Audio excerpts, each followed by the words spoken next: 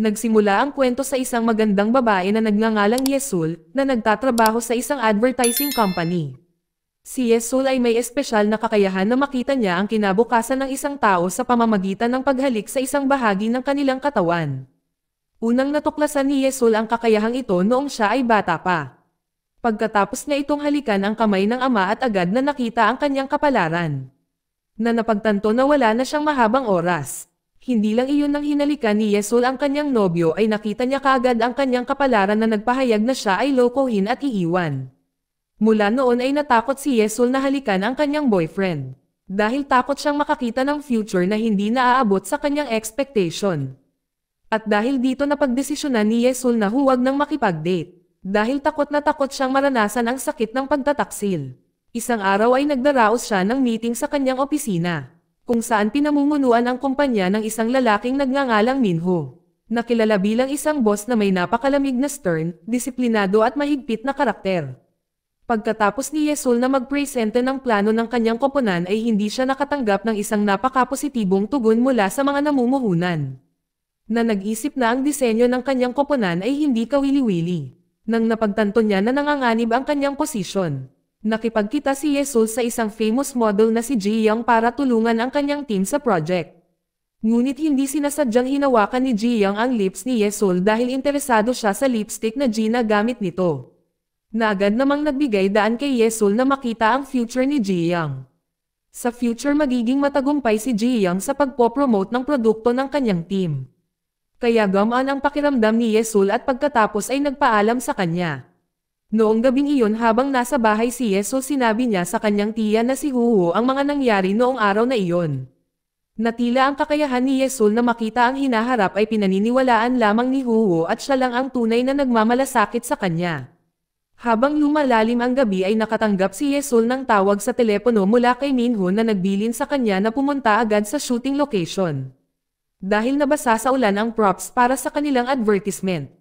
Pagdating sa lokasyon ay aksidenteng natumba si Yesul dahilan para halikan niya si Minho.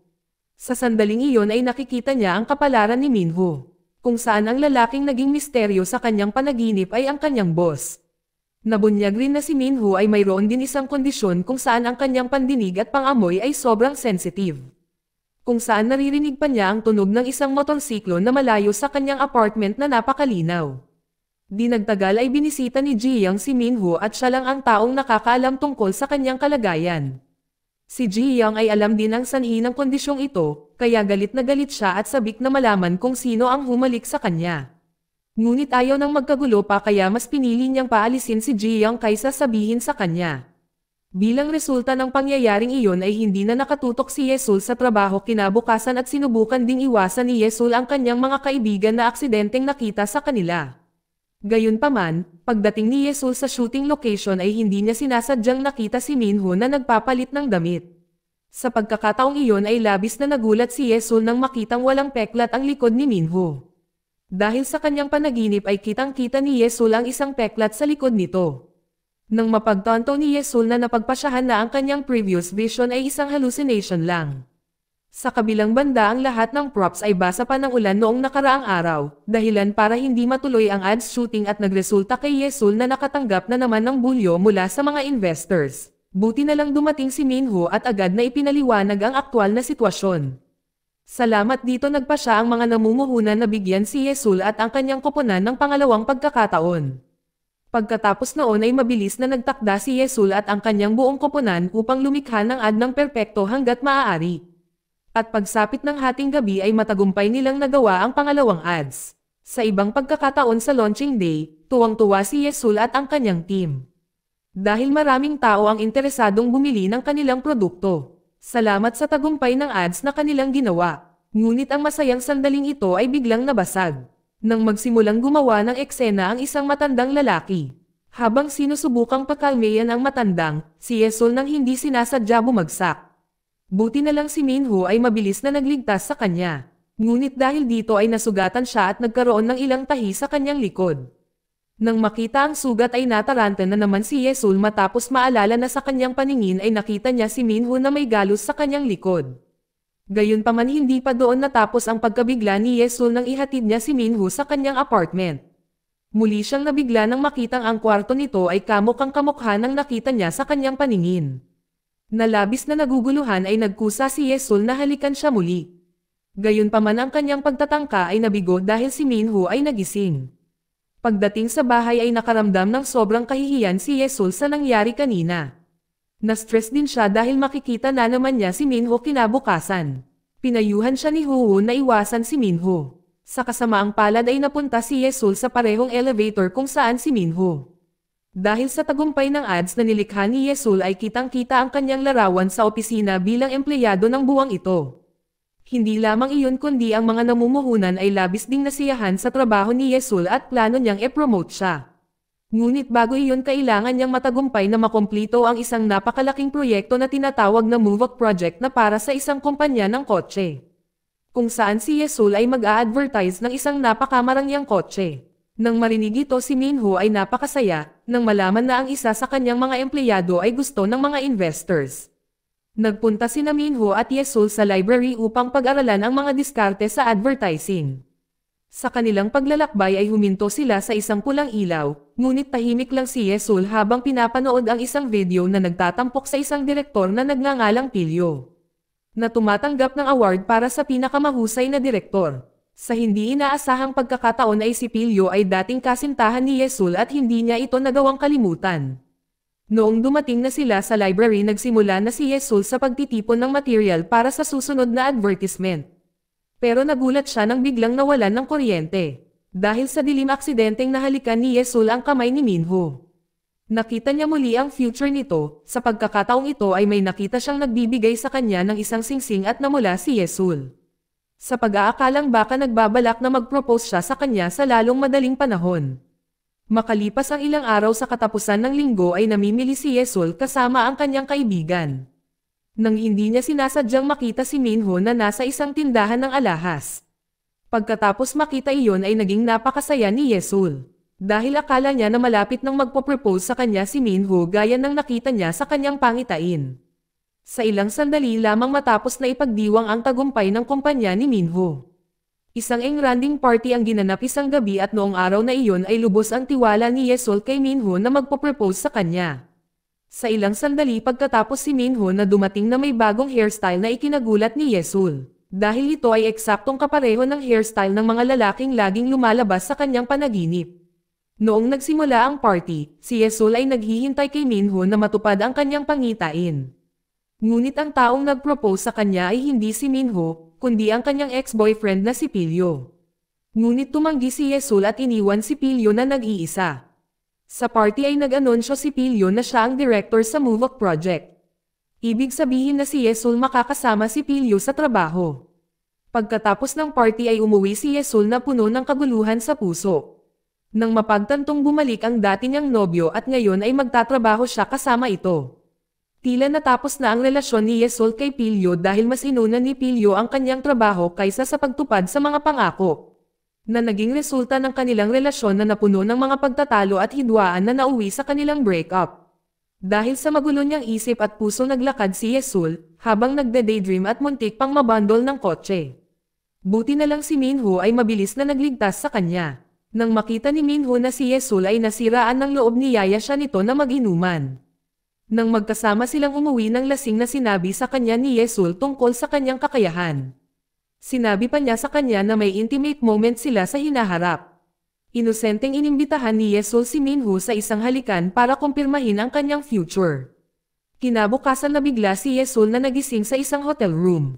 At takot na takot siya na maaalala ni Minho ang nangyari kagabi. Ilang sandali lang ay nakumpirma ang kanyang takot ng si Minho na dumating at direktang nagtanong tungkol sa kanyang pangarap na makita ang hinaharap sa pamamagitan ng paghalik. Sa sandaling iyon ay nakaramdam ng hiya si Yesul sa biglaang paghalik sa kanyang boss at nanatiling tahimik sa kanyang kahihiyan. Gayunpaman ay napilitan si Yesul na pumasok sa trabaho kasama si Minho. Ngunit nang nasa elevator na sila ay nagulat si Yesul sa pagdating ni Pilyo. Nang makita si Yesul na kasama si Minho sa hotel ay inakala ni Pilyo na sila ay nagpalipas ng gabing magkasama. Sa opisina si Minho na sobrang litong-lito dahil normal pa rin ang kanyang pandinig kahit na siya ay nahalikan. Maya-maya dumating si Pilyo sa opisina para samahan sila sa paggawa ng MoveUp Project. Sa introduction si Pilyo ay nais na makipagkamay kay Yesul na biglang naging sanhi ng pagbabalik ng kondisyon ng pandinig ni Minho na mas lalong naguluhan sa sitwasyon. Kasunod nito nagseselos si Minho at nagbabanta na tatanggalin si Yesul kung hahayaan niyang makagambala sa trabaho nila ang kanyang personal na nararamdaman para kay Pilyo. Kinabukasan na susubukan na sana ni Pilyo at Yesul ang move-up car para sa kanilang advertisement. Nagulat sila nang biglang dumating si Minho na nagsasabing sasali siya. Sinabi niya na nais niyang makita ang big project. Ngunit sa totoo na sumama siya para pigilan si Pilyo na mapalapit kay Yesul. Ang tatlo pagkatapos ay pumunta sa isang medyo barren land kung saan pinaandar ni Pilyo ang move-up car sa napakabilis. At pagtaas ng isang makapal na ulap ng alikabok na agad na nagpaalala kay Yesul sa hinaharap na kaganapan na nakita niya si Minho. Gayunpaman si Minho na hindi pa rin naniniwala kay Yesul, hanggang matapos ang isang tawag ay narinig ni Yesul ang isang pag-uusap kung saan ipinahayag ni Pilyo ang kanyang pagnanais na pakasalan ito. Na ikinagulat ni Yesul at halos madapa siya, dahilan para saluhin siya ni Minho. Subalit ang telepono ni Minho ay nahulog at nabasag eksakto tulad ng nakita ni Yesul sa kanyang pangitain. Naniwala si Minho sa kakayahan ni Yesul at umaasa siya na magkatotoo ang kanyang nakikita. Nang gabing iyon si Minho na muling naranasan ang kanyang kalagayan sa pandinig at pagkita ng mga bagay sa sobrang sensitive na ikinaistorbo niya ng husto. Kinabukasan si Minho na direktang lumapit kay Yesul at nagtanong kung ang kanilang mga kondisyon at kakayahan ay maaaring maalis pagkatapos nilang magkaroon ng isang intimate moment. Nang marinig ito ni Yesul, noong una ay hindi siya sigurado. Gayunpaman ay gusto rin ni Yesul na tanggalin ang kanyang kalagayan at sumang-ayon sa kanyang palagay na ikinatuwa ni Minho. Iniisip din na ang kanyang kalagayan ay maaaring mawala din. Sinabi ni Minho na gawin na nila ito sa lalong madaling panahon. Sa gabi nagsila ay magsisimula na biglang sinabi ni Yesul kay Minho na itigil muna dahil sa vision niya sila daw ay lasing. Pagkatapos noon ay hindi na nangyari ang kanilang mga plano. Ngunit naglatag si Yesul ng ilang mga kondisyon para sa kanilang relasyon. Kung saan gusto ni Yesul na si Minho ay huwag siyang tratuhin ng walang konsiderasyon kung nagsimula silang mag-date. Kinabukasan si Huhu na nakikipag-date sa personal na doktor ni Minho na nagngangalang Sungtek. Sa hindi inaasahang pagkakataon sila ay matagal nang nagmamahalan, gayunpaman pumayag silang magkaroon ng relasyon ng isang linggo at pagkatapos ng linggong iyon ay maghihiwalay sila at magmo-move on sa isa't isa. Noong gabing iyon ay napilitan si Yesul na makipag-date na inayos ni Pilyo bilang kondisyon para siya ang mag-handle ng project nila. Tinanong ni Pilyo kung bakit sila naghiwalay pagkatapos nilang maghalikan at naalala ni Yesul na sa kanyang paningin ay nakita niyang may anak si Pilyo. Hindi ito ipinaliwanag ni Yesul dahil natatakot siyang hindi siya paniwalaan ni Pilyo. Pagkatapos noon ay hinatid ni Pilyo si Yesul pauwi. Pagdating niya sa bahay may isang hindi kilalang lalaki ang biglang pumasok sa bahay niya. Buti na lang at nandoon si Pilyo pagkatapos mahawakan ng pulis ang sitwasyong tinanong ni Yesul si Minho kung bakit siya nandoon. Kung saan ipinaliwanag niya na kanina pa niya tinatawagan si Yesul para tanungin ang tungkol sa date. Pero dahil hindi ito sumasagot ay nagpasya siyang pumunta sa bahay nito. Matapos makitang na magulo ang bahay ni Yesul dahil sa stalker. Sinabi ni Minho na pwede siyang manatili sa office. Habang nasa elevator si Yesul inaalala ang kanyang future na mukhang tuwang-tuwa. Samantala si Minho na narinig ang tibok ng puso ni Yesul at tinignan ang noo nito. Sabay biglang bumukas ang pinto ng elevator at naabutan sila ng katrabaho ni Yesul. Pagka-uwi, si Minho, nanood siya ng video ng isang maliit na batang babae na masayang nagpipinta na tila isang taong napakahalaga sa kanya. Kinabukasan tinanong ni Yesul ang pulis tungkol sa pag-usad ng kaso ng stalker sa kanyang bahay. Ngunit sinabi ng pulisya na iniulat nila ang lahat kay Minho. Nang marinig ito agad siyang pumunta sa bahay ni Minho at tinanong kung gusto pa niya siya. Sinabi ni Minho na gusto niya siya na naging awkward ang sitwasyon. Nalaman ni Yesul na gusto na talaga siya ni Minho simula nang magtrabaho ito sa kumpanya nito. Nang hindi inaasahang narinig ni Pilyo ang pag-amin ni Minho, at nagudyok sa kanila na pumunta sa isang kafe para tingnan kung sino ang mas makakainom ng sujo. Kalaunan ay nalasing silang dalawa kaya tinawagan ni Yesul ang nakababatang kapatid ni Pilyo para iuwi ito. Habang si Minho na hinatid niya sa bahay. Nang maglaon pagkagising ni Minho agad niyang tinanong tungkol sa kanyang nararamdaman. Pagkatapos malaman ni Yesul ang future niya kay Minho na sa hindi inaasahang pagkakataon ay mukhang napakasaya ng future nila bilang mag-asawa. Nagtanong si Yesul kung pwede na ba silang mag-date. Pagkatapos nito ay nagsimula na silang mag-date, at sa date na ito nagdagdag si Yesul ng mga kondisyon kay Minho. Nang bigla silang nakita ni Ji-young na agad namang nagtanong kung ano ang ginagawa nila. Sinabi ni Minho kay Ji-young na girlfriend na niya ngayon si Yesul. Sa sumunod na araw na naginip si Yesul kung saan nakita niya ang isang maliit na batang babae na nalulunod at iniligtas ng isang batang lalaki. Kaya naman tinanong ni Yesul ang kanyang ina tungkol dito. Ngunit ang kanyang ina ay tila may itinatago sa kanya. Kinabukasan ay pumunta si Pilyo sa bahay ni Yesul at aksidenteng nakita ang kasunduan ni Yesul at Minho sa pakikipag-date. Curious na tinanong ni Pilyo si Yesul tungkol dito sa opisina, kung saan ipinaliwanag ni Yesul na takot siya kay Minho na paglaruan ang kanyang nararamdaman. Nang marinig ito pinagtapat ni Pilyo ang kanyang pagmamahal. Nalaman din niya ang kanyang kakayahan na makita ang hinaharap matapos marinig ang pag-uusap ni Yesul at Huho na pinag-uusapan ang kanyang mga pangitain tungkol kay Minho. Sa kasamaang palad ay hindi pa rin tinanggap ni Yesul si Pilyo. Pagkatapos ay pumunta si Yesul kay Minho at humingi ng tawad dahil nalaman ni Pilyo ang tungkol sa dating contract. Ngunit si Minho ay hindi iyon iniisip, sinabi pa niya na magiging masaya ang future ni Yesul sa kanya. Sa sumunod na araw ay niyaya si Yesul ni Pilyo na pumunta sa isang lugar para makipagkita sa kanilang kliyente. Ngunit pagdating sa destinasyon ay hindi na ginawa ni Pilyo na isama si Yesul para makipagkita sa kliyente, sa halip ay may nakilala silang babae na nagngangalang Jung-a. Sa hindi inaasahang pagkakataon si Jung-a ang babaeng minsan nang inilayo si Pilyo kay Yesul. Sa pagkakataong iyon ay humingi ng tawad si Jung-a kay Yesul. Dahil sa naging ugali nito sa kanya, kung saan sinabi niya kay Yesul na may nararamdaman siya noon para kay Pilyo.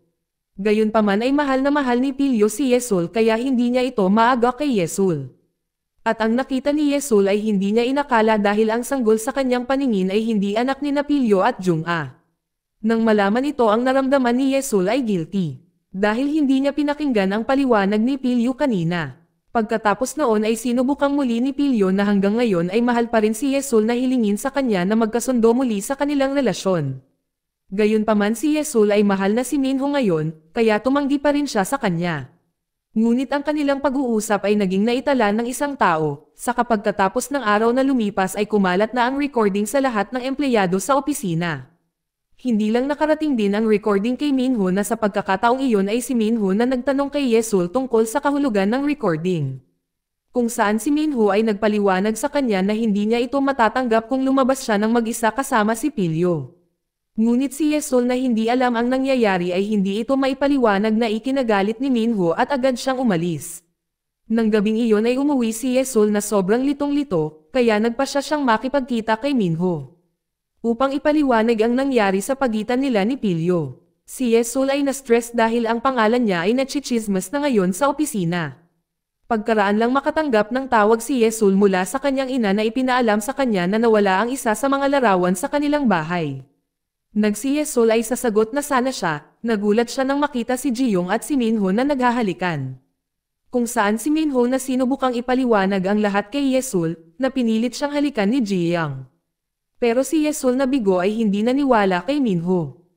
Hiniling sa kanya ni Yesul na tapusin na ang kanilang relasyon. Pagkatapos noon ay agad na umalis si Yesul na iniwan si Minho na muling nakaramdam ng sakit sa kanyang ulo. Hindi nagtagal si Yesul na sobrang disappoint kay Minho, naglakad ng walang patutunguhan. Hanggang sa hindi na niya namalayan na may sumusunod na pala sa kanya na may masamang intensyon sa kanya. Samantalang si Minho ay muling tumalas ang pandinig at labis na nagulat nang malaman na si Yesul ay nasa panganib. Sa gulat ay dali-dali niyang hinabol at hinanap ang kinaroroonan ni Yesul. Matapos maghanap ng ilang saglit si Minho na sa wakas ay natagpuan si Yesul at iniligtas siya. Pagdating sa bahay na agad nagsabi ni Minho kay Yesul na makakaranas siya ng pananakit ng ulo kapag hinalikan niya ang sinuman. Ipinaliwanag ni Minho sa kanya na mas matalas ang pandinig niya kaysa sa iba. Subalit hindi agad naniwala si Yesul, dahil akala niya ay excuse lang ito ni Minho para patawarin siya nito. Kinabukasan pagkagising ng mahinahon ang pakiramdam ay humingi agad ng tawad si Yesul kay Minho na sa hindi niya pakikinig sa paliwanag niya kahapon. Pinatawad siya ni Minho at pinakiusapan din niya itong manatili sa tabi niya. Habang paalis na sila papuntang opisina ay bigla silang nakasalubong ni Ji-young at Pilyo na nagkataon na dumaan. Nang makita ang kanyang pagseselos nagkusa si Pilyo na ilayo si Ji Young doon. Pagdating sa isang kafe napaluha si Ji Young dahil hindi niya matanggap na may kasamang iba si Minho. Pagkaraan ng sandali ang paggawa ng pelikula sa movie advertisement ay nagsimula na. Ngunit sa gitna ng shooting activities ay aksidenteng nadulas si Ji Young dahilan para masaktan ang kanyang paa. Gayunpaman ay may ilang parte pa rin nakukunan kaya agad na inutusan ni Pilyo si Yesul na palitan si Ji Young. Dahil na itinuturing na angkop siya na pumalit. Buti na lang at payag si Yesul at nakakilos ng maayos sa una niyang shoot. Samantalang sa bahay naman ay nataranta ang ina ni Yesul nang mapagtantong nawala ang isang litrato ng kanyang asawa dahil sa stalker. Kinabukasan ng si Minho at Yesul na papunta sa trabaho ay hindi sinasadyang nakita sila ng ibang mga empleyado na ikinahiya niya na agad namang nagtago. Pagkatapos noon ay tinanong ni Yesul si Minho na normal na kumilos sa opisina dahil ayaw niyang malaman ng ibang empleyado ang kanilang relasyon. Gayunpaman pagkatapos ng trabaho ay nagyaya si Minho kay Yesul na maglakad ng magkasama. Habang naglalakad sinabi ni Minho kay Yesul na susuportahan na niya ang lahat ng gusto nito tungkol sa kanilang relasyon at tatanggapin niya ang mga desisyon niya. Ilang sandali lang pagdating nila Yesul sa bahay nakatanggap siya ng sulat mula kay Pilyo na humihiling sa kanya na pumunta sa isang sinehan para manood ng isa sa mga bagong palabas na pelikula. Pagkatapos ng pelikula ipinaliwanag ni Yesul kay Pilyo ang lahat. Pagkatapos nito nakahinga ng maluwag si Yesul dahil sinabi na niya ang kanyang sekreto kay Pilyo. Idinagdag pa niya na kung ano man ang nangyayari ngayon ay dapat na nilang tanggapin. Pagkalabas niya ng sinehan ay tinawagan agad ni Yesul si Minho na sinasabing pupunta siya sa kanyang apartment dahil may pag-uusapan daw sila. Pagdating niya sinabi niya kay Minho na hindi na nila kailangan ng kontrata sa relasyon nila at sa wakas nagkaroon sila ng intimate moment. Kinabukasan nagising si Yesul na masaya at mas lalo siyang natuwa nang makita niya si Minho na nagluluto ng pagkain para sa kanya. Si Yesul tapos nagtanong tungkol sa isang painting sa apartment niya at ito pala ay painting na ipininta ng first love ni Minho. Pagkatapos na kumain ng magkasama si Yesul ay naglibot-libot sa bahay ni Minho. At may nakita din siyang ear protector na pag-aari ni Minho. Pagkatapos na nagtanong agad si Yesul kung kailan si Minho nagsimulang maranasan ang kanyang problema sa pandinig. Sinabi ni Minho na noong siya ay 13 taong gulang ay nakaranas siya ng isang insidente na hindi pa niya nararanasan. Sa paglipas ng panahon ay naging agresibo si Yesul kay Minho kahit sila ay nasa elevator ng opisina. Kung saan agad niyang hinalikan si Minho na labis na ikinagulat niya. Tsaka si Yesul ay gustong ipagpatuloy ang pagyakap at paghalik kay Minho at ang ugali nila sa opisina ay nakakatuwa. Sa kabilang banda si Ji Young na natalo kay Yesul ay nagsimulang magtapat kay Pilyo. Nang hindi inaasahang si Ji Young ngayon ay nagsimulang magkaroon ng damdamin para sa kanya. Maya-maya ay si Yesul at Minho ay magkasama na dumalo sa opening exhibition ng kanyang ina. Noong mga oras na iyon ay dumating ang ina ni Yesul kasama ang kanyang bagong partner at sila ay nagpakilala sa isa't isa. Gayunpaman mukhang nagulat ang ina ni Yesul matapos malaman ang pangalan ni Minho at naalala niya ang nakaraan na nagpakita na ipininta ni Minho si Yesul noong siya ay bata pa. Ang ina ni Yesul ay nalaman na si Minho ang lalaki na naging malapit kay Yesul noong nakaraan. Subalit sinadya niyang hindi sabihin kay Yesul dahil gusto niyang si Yesul mismo ang makaalam ng lahat. Pagkatapos makipag-usap kay Minho ang ina ni Yesul ay nagulat sa isang misteryosong paghahatid ng bulaklak at tila na ginawa na naman ng stalker. Kinabukasan si Minho at Yesul sa wakas ay naglakas loob na suotin ang damit na suot nila nung naging intimate sila sa pangitain ni Yesul. Ngunit maraming istorbo at hadlang kaya hindi sila nagkasama dahil required silang mag-overtime sa trabaho. Isang linggo na rin nilang suot ang magkatulad na damit hanggang sa tinanong siya ng mga katrabaho ni Yesul kung bakit hindi siya nagpalit ng damit. Sa kabilang banda naging matagumpay na naman ang movie project na dinirect ni Pilyo. Kaya lahat ay tuwang-tuwa at ipinagdiwang nila ang tagumpay sa isang magarbong restaurant. Sa selebrasyon iminungkahi ng katrabaho ni Yesul na maglaro ng Truth na nagkataon na ang bote ay patuloy na nakaturo kay Yesul at Minho. Nang makita sina Yesul at Minho na magkasama, ang nagseselos na si Pilyo ay nagpasyang umalis at niyaya si Ji-yoon para makipag-inuman sa kanya. Habang si Minho na ayaw magtapat sa mga tanong ng mga empleyado niya. Kaya nauwi sa inuman hanggang sa malasing na siya. Si Minho na hindi na nakayanan at nag-send ng chat kay Yesul pero ang chat ay hindi ipinadala kay Yesul. Sa halip ay ipinadala ito sa office group chat na ikinagulat ng lahat at ibinunyag ang lahat. Pagdating sa bahay galit na tinanong ni Yesul si Minho kung bakit hindi niya makalimutan ang kanyang unang pag-ibig. Bagamat si Minho na nagpahiwatig sa kanya na ang kanyang unang pag-ibig si Yesul mismo. Nang makita ni Minho na nagseselos si Yesul na agad siyang hinalikan nito. Dahil dito nakita ni Yesul ang future niya. Sa kabilang banda ay matagal nang sinusubaybayan ng stalker ang ina ni Yesul. Kinabukasan ay nagising si Yesul na masayang masaya. Ngunit matapos makatanggap ng halik mula kay Minho, nakita niya ang pangitain ni Minho na naaksidente. Pagkatapos noon ay nakatanggap si Yesul ng tawag mula kay Huhu na nagpaalam sa kanya na naaksidente ang bagong partner ng ina nito. Kalaunan ay na-realize ni Yesul ang presensya ng stalker. Samantala tinawagan ng ina ni Yesul si Minho na pinakiusapan itong isama si Yesul para sa kaligtasan nito dahil matagal na niyang kilala ang stalker. Ang nanay ni Yesul pagkatapos ay nakatanggap ng tawag mula sa stalker na nagpaalam sa kanya na patuloy siyang susundan. Sa kabilang banda si Minho na sinubukang hanapin ang address ng stalker para mangalap ng ebidensya laban sa kanya at iniabot ang ebidensya sa pulis para maaksyonan ito. Habang si Ji-young ay nakipagkita kay Pil-yoon na parang may pag-asa ito sa kanya. Pinaalam ni Pil-yoon na babalik siya sa Amerika para ipagpatuloy ang career niya. Kasabay nito narinig ni Minho ang mga yabag ng stalker at agad na hinabol si Yesul. Samantala natakot si Yesul ay nagpasya na pumunta sa isang kafe at nagtago. Kung saan siya sinalubong ng isang lalaki na nag-alok sa kanya ng inumin. Matapos itong inumin nakaramdam ng pagkahilo si Yesul at agad na nawalan ng malay. Nang magising si Yesul laking gulat niya nang makita ang kanyang sarili sa kanyang lumang tahanan. Tsaka ang stalker pala ay ang lalaki na nagbigay sa kanya ng inumin. Sinabi niyang anak niya si Yesul, ngunit agad niyang pinabulaanan. Flashback sa nakaraan ng lalaki kung saan nagkaroon siya ng matinding pagmamahal sa ina ni Yesul. Subalit pinili niya ang biological na ama ni Yesul na naging dahilan ng pagkamuhi ng lalaki sa bawat malapit na lalaki sa ina ni Yesul.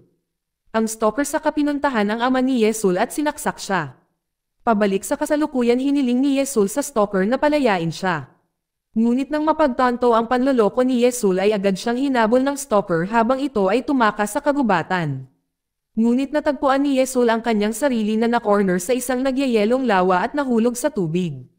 Buti na lang si Minho na dumating sa tamang oras at nailigtas siya. Pagkatapos Minho ay nag-CPR sa kanya, sa sandaling iyon ay sa wakas ay nabawi ni Yesul ang kanyang mga alaala sa nakaraan na tila si Yesul ay talagang nalunod sa lawa noon.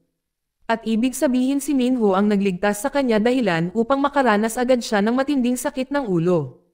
Pagkatapos ay nakakagulat na sinaksak si Minho ng stalker na siyang nag-trigger sa mga pangitain ni Yesul na muling nagpakita na si Minho ay nasa kritikal na kondisyon.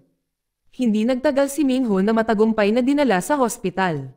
Pero nang makita si Minho na nasa bingit ng kamatayan ay labis na nalungkot si Yesul. Dahil nangyari ang lahat dahil iniwan niya ito. Habang nakaupo si Yesul sa wakas ay naalala niya ang lahat ng nakaraan niya lalo na noong una niyang nakilala si Minho. Noong mga oras na iyon ay umuulan ng malakas at napahiwalay si Yesul sa kanyang mga magulang at naligaw. Kalaunan ay ibinalik si Yesul sa kanyang mga magulang sa pagkakataong iyon ay nagpasalamat ang ina ni Yesul kay Minho. At tinanong kung saan siya nakatira. Napag-alaman na wala ng mga magulang si Minho at tumira sa isang ampunan. Simula noon ay nine-love na si Yesul kay Minho. Sa totoo lang sinabi niya sa kanyang ama na gagawin niya si Minho na magiging asawa niya balang araw. Simula noong araw na iyon sina Yesul at Minho na ay naging magkasama kahit na si Minho na nagugulo ay laging nandoon si Yesul para tulungan siya. Hanggang isang gabi pagbalik nila galing sa paglalaro ay nakita nila ang ama ni Yesul na pinatay ng stalker. Napagtanto na sasalakayin sila ng stalker na agad kinuha ni Minho si Yesul at tumakas papasok sa isang kagubatan. Ilang sandali lang matapos nilang matagpuan ang kanilang sarili sa isang nagyelo na lawa at aksidenteng nahulog si Yesul. Agad naman siyang iniligtas ni Minho mula sa pagkalunod.